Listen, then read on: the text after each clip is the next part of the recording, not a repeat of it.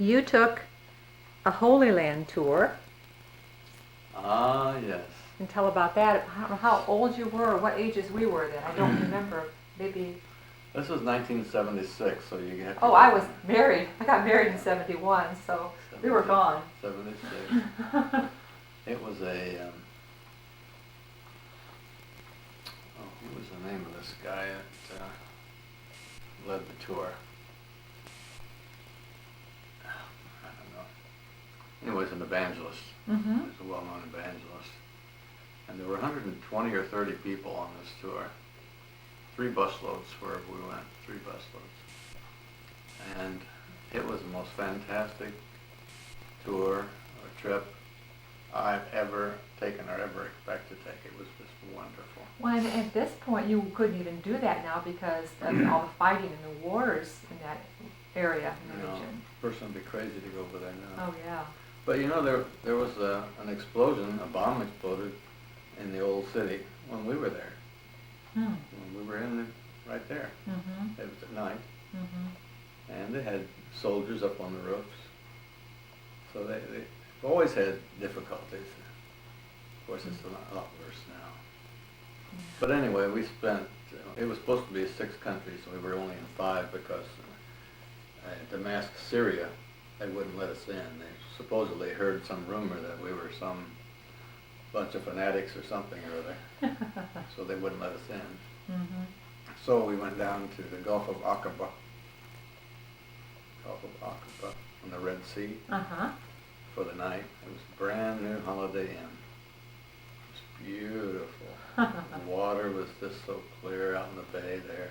It was just beautiful. And then when we came back from there, it was supposed to be pretty much the way Israel came back through. After their Egypt? Yeah, their Exodus. Yes. Coming back. Uh-huh.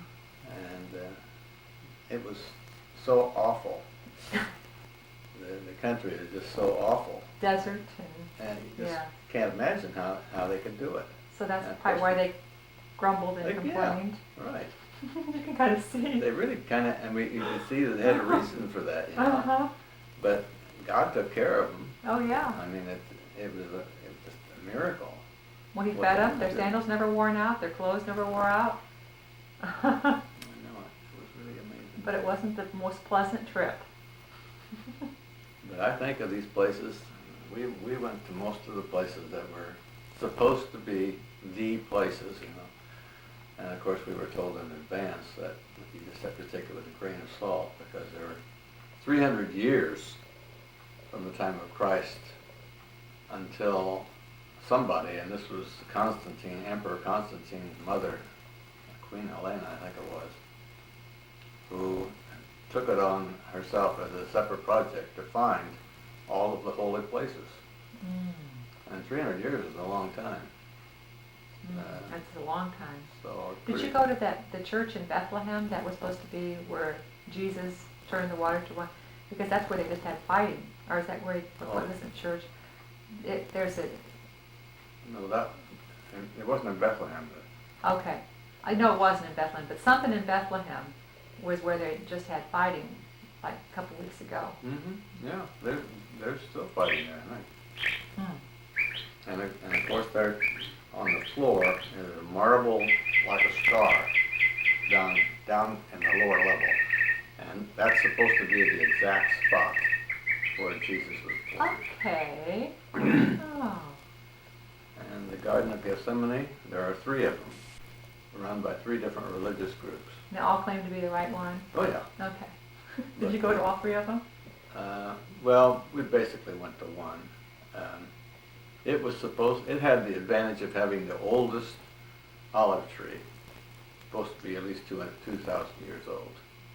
Oh. So it added a little to it. Back they had an old tree. Yeah.